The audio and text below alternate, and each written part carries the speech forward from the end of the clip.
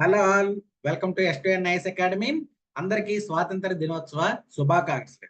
ఈ స్వాతంత్ర దినోత్సవాన్ని పురస్కరించుకొని ఎస్2ఎన్ అకాడమీ మీకోసం ఒక కొత్త ఇనిషియేషన్ అయితే తీసుకురావడం జరిగింది.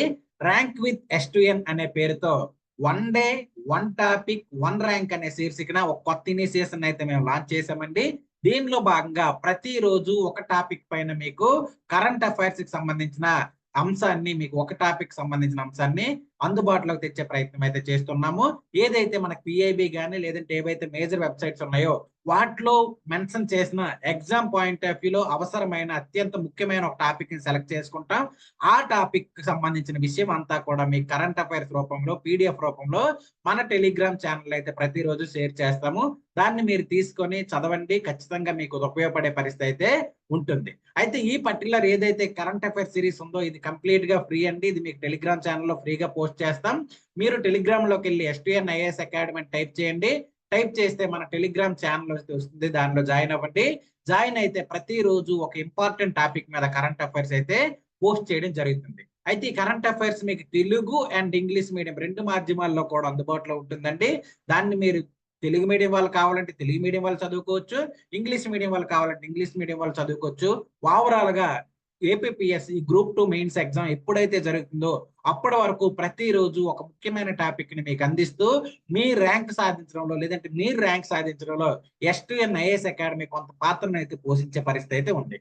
అందుకోసమే one day one topic one rank శీర్షికన ఈ కోర్స్ అయితే లేదంటే ఈ ఇనిషియేషన్ అయితే లాంచ్ చేయడం జరిగిందండి. ఓకేనా? సో అందులో భాగంగా ఈ రోజు టాపిక్ ఏంటి, అసలు ఈ రోజు టాపిక్ ఉన్న ప్రత్యేకత ఏంటనే విషయాన్ని అయితే మనం చదువుకుందాం. స్వాతంత్ర దినోత్సవాన్ని సందర్భంగా లేదంటే స్వాతంత్ర దినోత్సవాన్ని పురస్కరించుకొని భారతదేశం 3 కొత్త రామ్సార్ చిత్తడినేళ్లు లేదనుకుంటే రామ్సార్ వెట్లాండ్స్ అయితే తమ జాబితాలోకి యాడ్ చేయడం జరిగింది. వాటి గురించి మనకి పిఐబిలో మెన్షన్ చేశారు. కాబట్టి ఈ టాపిక్ అనేది మన ఎగ్జామ్ పాయింట్ ఆఫ్ వ్యూలో కూడా ఇంపార్టెంట్. కాబట్టి ఒకసారి కొత్తగా యాడ్ చేసిన రామ్సార్ లేదంటే ఆ చిత్తడినేళ్లు ఏంటనే ఒకసారి చూద్దాం. వాటి ప్రత్యేకతలు అవి ఎక్కడ ఉన్నాయి, ఇలాంటి విషయాలు అయితే ఈ రోజు క్లాస్ లో ఈ పర్టికులర్ సెషన్ లో డిస్కస్ చేసుకోబోయే పరిస్థితి అయితే ఉంది. కాబట్టి ఖచ్చితంగా మీకు ఈ సిరీస్ ఉపయోగపడుతుందండి. ప్రతిరోజు ఒక ముఖ్యమైన టాపిక్ మీకు టెలిగ్రామ్ లో పోస్ట్ చేస్తామండి. మన టెలిగ్రామ్ ఛానల్ ని ఫాలో అవ్వండి. ఖచ్చితంగా మీకు మంచి సోర్సులు అయితే అందించే ప్రయత్నం అయితే చేస్తాం. ఇప్పుడు మనం టాపిక్ లోకి వెళ్తే 3 కొత్తగా రామ్సార్ చిత్తడినేళ్లు అయితే యాడ్ చేయడం జరిగింది. ఇది ఎందుకు న్యూస్ లో ఉందంటే 2024 స్వాతంత్ర దినోత్సవం సందర్భంగా రామ్సార్ ప్రదేశాల జాబితాలో భారతదేశం 3 చిత్తడినేళ్లు చేర్చిందన్నట్టు పర్యావరణ మంత్రి ఎవరైతే ఉన్నారో భూపేంద్ర యాదవ్ గారు తెలిపడం అయితే జరిగింది. సో దీనితో ఈ యాడింగ్ తో ఈ చేరికతో భారతదేశంలో ప్రస్తుతం ఉన్న 82 ఏవైతే రామ్సార్ చిత్తడినేళ్లు ఉన్నాయో ఆ 82 నుంచి 85కి ఇది పెరగడం అయితే జరిగింది. ప్రస్తుతం ఈ ఆగస్టు 15 నుంచి 85 రామ్సార్ చిత్తడినేళ్లు రామ్సార్ వెట్లాండ్స్ అనేవి ఇండియాలో ఉండడం అయితే జరిగింది. ఇండియాలో ఉండడం అయితే కనిపిస్తుంది. అయితే ఈ కొత్తగా యాడ్ చేసిన ఈ 3 ఎక్కడ ఉన్నాయంటే తమిళనాడు నుంచి 2 తీసుకొచ్చారండి. నంజరాయన్ పక్షుల అభయారణ్యం ఒకటి, కుజువేలి పక్షుల అభయారణ్యం ఒకటి. ఈ 2 కూడా మనకి తమిళనాడులో ఉన్నాయి. ఆ 2 దాంతో పాటుగా మధ్యప్రదేశ్ లో ఉన్న తావా రిజర్వాయర్ ఒకటి. ఈ 3ంటిని కలిపి కొత్తగా యాడ్ చేయడం జరిగింది. మొత్తంగా 85 రామ్సార్ వెట్లాండ్స్ అయితే ప్రస్తుతానికి ఉన్నాయి. లాస్ట్ ఇయర్ అంతకు ముందు ఇయర్ చూసుకుంటే మనకు 75 ఉండేవి. తర్వాత దాదాపుగా 10 యాడ్ అవడం విత్ ఇన్ 1 or 2 ఇయర్స్ లో జరగడం అనేది భారతదేశం ఈ పర్టికులర్ ప్రొటెక్షన్ ఎస్పెషల్లీ చిత్తడి నేలల్ని సంరక్షించడంలో భారతదేశం చేస్తున్న కృషిని మనం గుర్తించవచ్చు. అయితే ఇక్కడ నేను రామ్సార్ అనే ఒక పదాన్ని వాడాను. అసలు ఈ రామ్సార్ అంటే ఏంటి, దీనిలో భాగంగా చిత్తడి నేలను మనం ప్రొటెక్షన్ చేయాల్సిన అవసరం ఏంటంటే 1971లో ఇరాన్ లో రామ్సార్ అనే ఒక ఒప్పందం, ఒక అగ్రిమెంట్ అయితే జరగడం జరిగింది.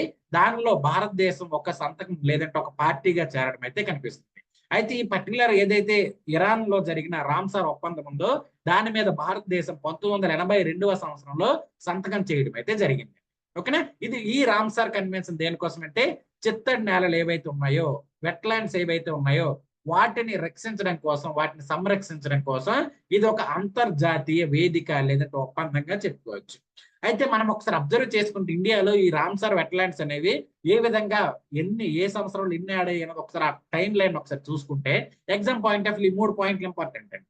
అందుకోసం ఒకసారి టైం లైన్ మనం చూద్దాం. మనం ఇప్పుడు ఇండియా రామ్సార్ లో ఒప్పందం మీద ఎప్పుడు సంతకం చేసింది? 1982 సంవత్సరంలో సంతకం చేసింది.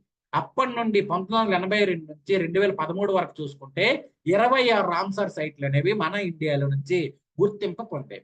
అయితే 2014 నుండి 24 వరకు 2014 నుంచి 24 వరకు దాదాపుగా 59 చిత్తడి నేలని రామ్సార్ సైట్లుగా జాబితా చేయడం అయితే జరిగింది. గత 10 ఏళ్లలో చూసుకుంటే గత 10 ఏళ్లలో దాదాపుగా 59 రామ్సార్ సైట్స్ అనేవి ఇండియా యాడ్ చేయడం అయితే కనిపిస్తుంది.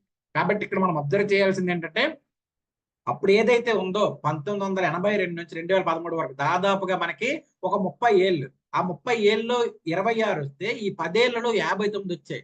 అంటే భారతదేశం ఈ ప్రొటెక్షన్ కోసం శ్రద్ధ చూపిస్తున్న విధానాన్ని ఇది మెచ్చుకోదగ్గ అంశంగా మనం చెప్పుకోవచ్చు. అయితే రామ్సార్ వెట్లాండ్స్ వచ్చేసరికి ఓవరాల్ గా ఇండియాలో ఏ స్టేట్ లో ఎక్కువ ఉన్నాయి, తర్వాత స్థానంలో ఏముందో కూడా ఒకసారి మనం చూసుకుంటే తమిళనాడులో ఎక్కువగా రామ్సార్ సైట్లు ఉన్నాయండి. 18 రామ్సార్ సైట్లు అనేవి తమిళనాడులో ఉన్నాయి.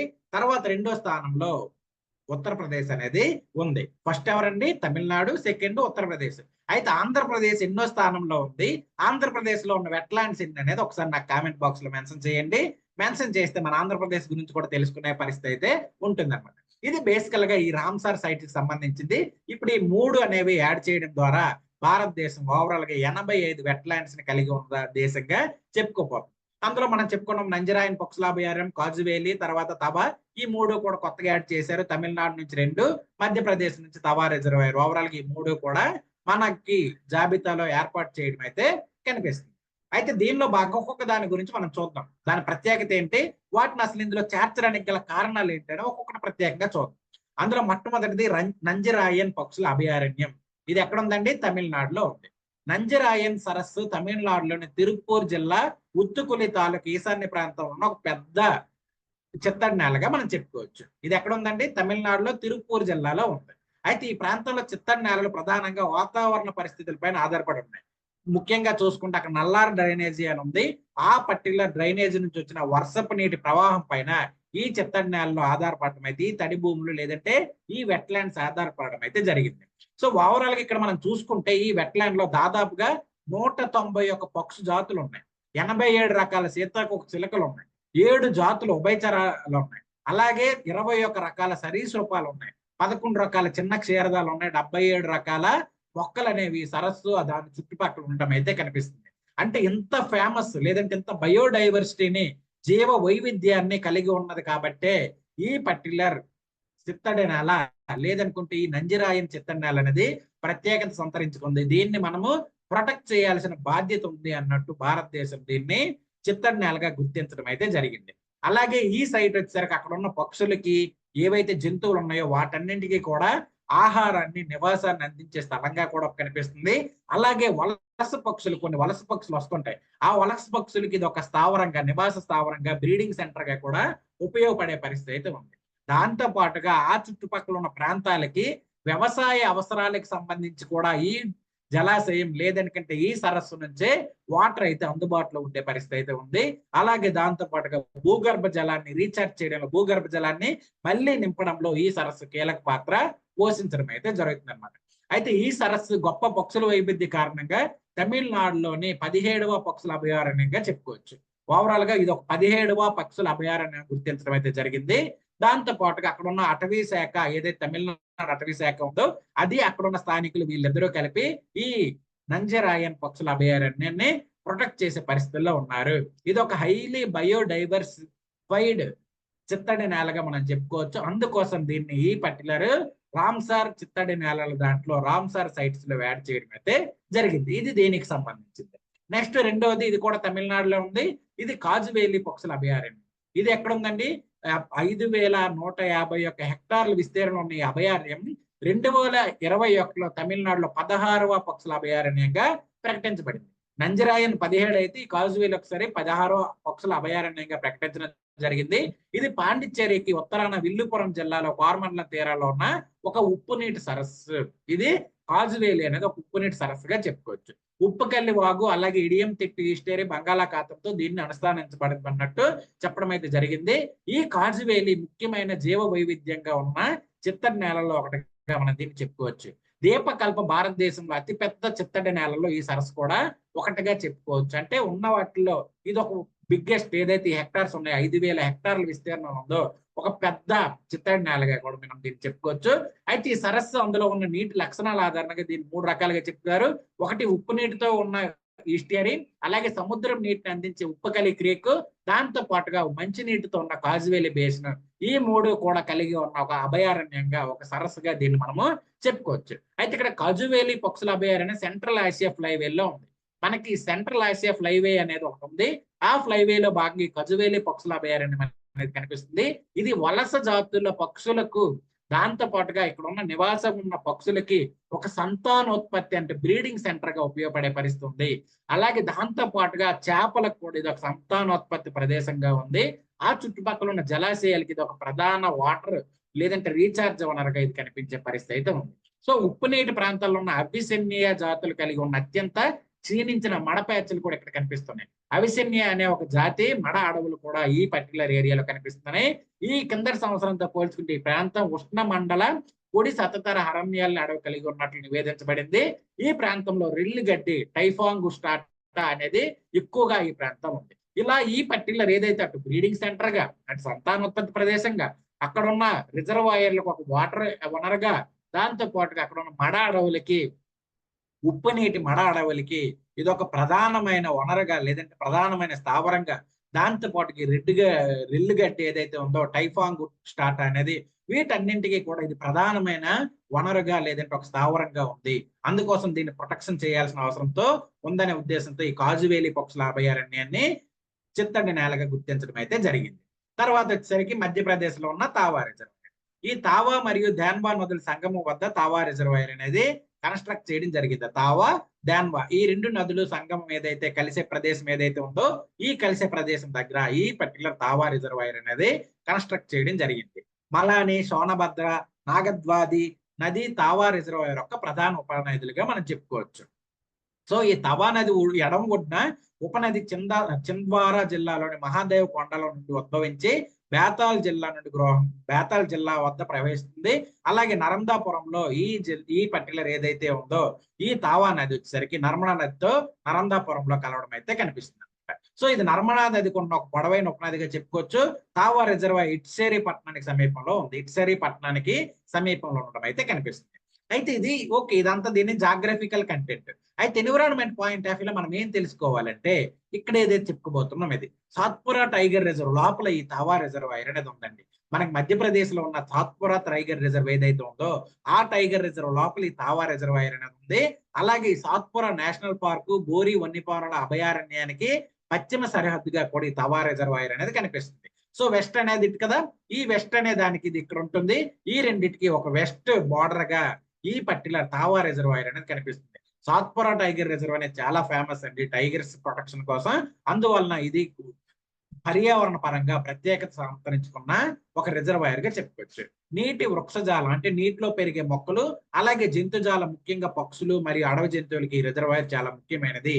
చాలా అరుదైన మరి అంతరించిపోతున్న జాతు మొక్కలు, సరీసృపాల, కీటకాలు అనేవి ఇక్కడ ప్రధానంగా కనిపించే పరిస్థితి అయితే ఉంది. అలాగే అనేక స్థానిక మరియు వలస పక్షులకి ఇది ఒక ముఖ్యమైన స్థావరం. ఇది మధ్యప్రదేశ్ రాష్ట్రంలో ఉన్న అతిపెద్ద రక్షిత ప్రాంతంగా మనం చెప్పుకోవచ్చు అనమాట. సో ఇంత ఎన్విరాన్మెంటల్లీ పర్యావరణ పరంగా దీనికి ఇంత పర్టికులర్ ఫేమస్ లేదంటే ప్రయారిటీ ఉంది కాబట్టి దీన్ని చిత్తడి నేలల భాగంలో యాడ్ చేయడం అయితే జరిగిందనమాట. ఇది ఈ పర్టికులర్ 3 రిజర్వాయర్లు లేదంటే 3 చిత్తడి నేలలకు సంబంధించిన అంశం. ఈ 3 చిత్తడి నేలల్ని నంజరాయన్, కాజువేలి, తావా రిజర్వాయర్ ఈ మూడింటిని కూడా కొత్తగా ఈ రోజు ఆగస్టు 15 సందర్భంగా యాడ్ చేయడం, ఈ రామ్సర్ చిత్తడి నేలల జాబితాలో యాడ్ చేయడం అయితే జరిగింది. ఓవరాల్ గా ఇప్పుడు 85 చిత్తడి నేలలు భారతదేశంలో ఉన్నాయనే విషయాన్ని మనం గుర్తుపెట్టుకోవాల్సిన అవసరం అయితే ఉందండి. ఇదండి ఈ రోజు కరెంట్ అఫైర్ కి సంబంధించింది. మళ్ళీ రేపటి కరెంట్ అఫైర్స్ తో రేపటి టాపిక్ తో మళ్ళీ కలుద్దాం. దీనిలో భాగంగా ఒకసారి చూసుకుంటే ఈ పీడిఎఫ్ ఏదైతే ఉంది ఇది డైరెక్ట్ మీకు టెలిగ్రామ్ లో ఇస్తున్నామండి. ఇది మీరు డైరెక్ట్ గా తీసేసుకొని జెరాక్స్ తీసుకోవచ్చు, లేదంటే డైరెక్ట్ గా చదువుకొని ఎగ్జామ్ పాయింట్ ఆఫ్ వ్యూ ఏదైతే అవసరం అవే పెట్టామంటే చూడండి. ఒకసారి మీరు అబ్జర్వ్ చేస్తే ఒకటి దాని జాగ్రఫికల్ కండిషన్ ఏంటో చెప్పాము, తర్వాత ఎన్విరాన్మెంటల్ కండిషన్ ఏంటో చెప్పాము. ఆ విధంగా ఇది ఎందుకు యాడ్ చేయాల్సి వచ్చిందో ఇలాంటివన్నీ కూడా చెప్పడం అయితే జరిగాయి అనమాట. ఇక్కడ మీరు చూసుకుంటే ఇంగ్లీష్ మీడియంలో కూడా సేమ్ ఇచ్చాము. ఇదే సేమ్ ఏదైతే న్యూస్ లో ఎందుకు ఉందో చెప్పాము. దాని తర్వాత ఏదైతే నంజరాయన ఏదో ఉంది అలాగే దాంతో పాటు ఇవన్నీ కూడా ఇంగ్లీష్ మీడియంలో కూడా ఇవ్వడం జరిగిందనమాట. కాబట్టి ఎవరైతే తెలుగు మీడియం ప్లస్ ఇంగ్లీష్ మీడియంలో కరెంట్ అఫైర్స్ కి సరైన సోర్సులు లేవని ఆలోచిస్తున్నారు, అలాంటి వాళ్ళ కోసం ఈ ఇనిషియేషన్ చాలా ఉపయోగపడే పరిస్థితి ఉందండి. 1 డే 1 టాపిక్ 1 ర్యాంక్, ఆ ర్యాంక్ మీదే అవ్వాలి. ఎవరు చూస్తే వాళ్ళదే ఆ ర్యాంక్ అవ్వాలి. 1 డే మేము డేకి ఒక టాపిక్ ఇస్తాం. ఆ టాపిక్ తో మీరు ఖచ్చితంగా ర్యాంక్ సాధించే పరిస్థితి ఉంటుంది. ఇందులో ఇచ్చే టాపిక్స్ ఖచ్చితంగా ఎగ్జామ్ ఓరియంటెడ్ ఉంటాయండి. అందులో ఇచ్చే కంటెంట్ కూడా ఎగ్జామ్ ఓరియంటెడ్ లోనే ఉంటుంది. కాబట్టి ఈ సిరీస్ ని ఫాలో అవ్వండి, ఖచ్చితంగా మీకు ఉపయోగపడే పరిస్థితి అయితే ఉంటుంది. ఓకేనా? థ్యాంక్ యూ అండి, థ్యాంక్ యూ సో మచ్. మళ్ళీ కొత్త టాపిక్ తో రేపటి క్లాస్ లో